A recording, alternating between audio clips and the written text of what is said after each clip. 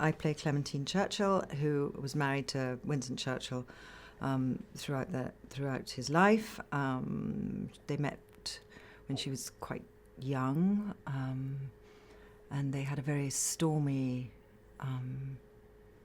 They were absolutely devoted to each other, but they had quite a stormy relationship. And it's amazing that they stay together. Nowadays, it's amazing they stay together. I don't think it was then. Anyway, they completely adored each other and had the most fantastic rows, and they were just passionate about each other.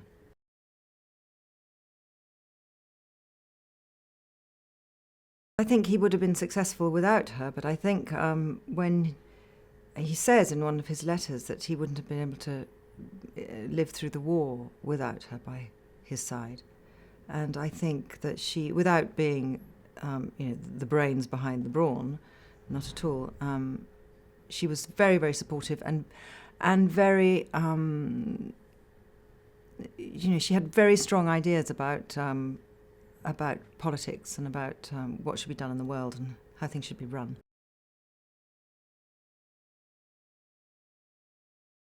How he managed to kind of instill a sense of patriotism and a sense of bravery and a sense of pride in Britain was extraordinary.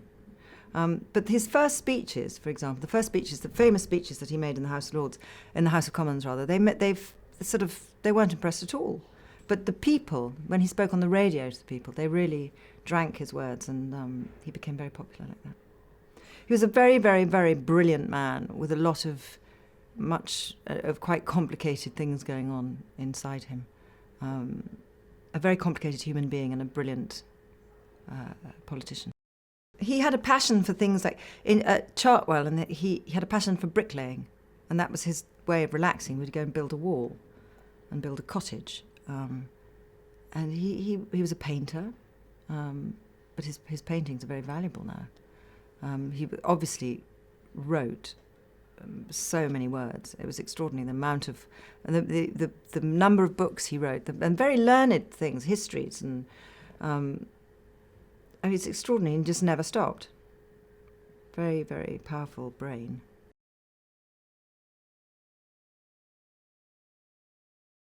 I'd never met Gary before, so coming to rehearsal, I met an actor, and we read, and I couldn't imagine the transformation would be that extraordinary.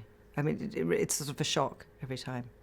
And I completely forget Gary underneath his makeup and his costume. I can't really remember what he looks like, actually. Yeah, no, he's brilliant. It's amazing work they've done.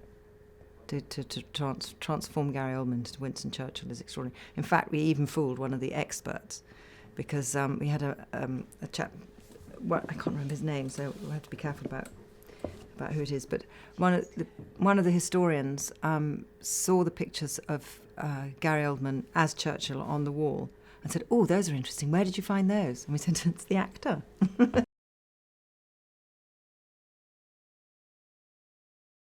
There's so much material to do your homework with. It's quite daunting. When they sent me reading material, I received a box. It was so heavy, and every single book is this thick, so it's absolutely terrifying. And so many people have played these parts before us, done their version of. It's quite daunting to have to find your own way through that, your own interpretation, your own vision of it. And I think Gary knows a lot about he knows a lot about Winston Churchill now. I know so much more about the war. There were loads of things I had no idea about. So it's been, just doing this film, just researching for it has been fascinating. I imagine he's had a even more enriching time than I have.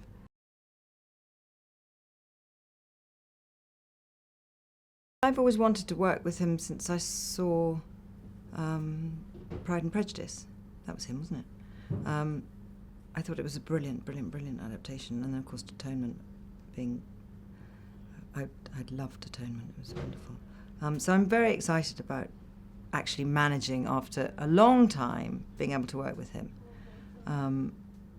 So that's good, and it's exactly how I imagined. He's very collaborative. He will let us experiment. He's open to all sorts of, he's open to ideas. He's not completely fixed on one way or another. I really enjoy working with him. It's very important to know history, to study history, to understand what happened, and to be able to apply what we learned at that period to what goes on in the world. In all, it doesn't have to be about war. It can be about anything. I mean, history is vital. So it's quite fun being able to.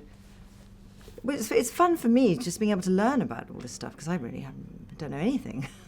So it was really interesting for me to sort of plunge into that period, those 2 weeks in May. Such an extraordinary. When you think his first week in office, he had to deal with Dunkirk and Hitler's advance, and whether or not to stand up to him or to go for appeasement in his first week in office. Extraordinary.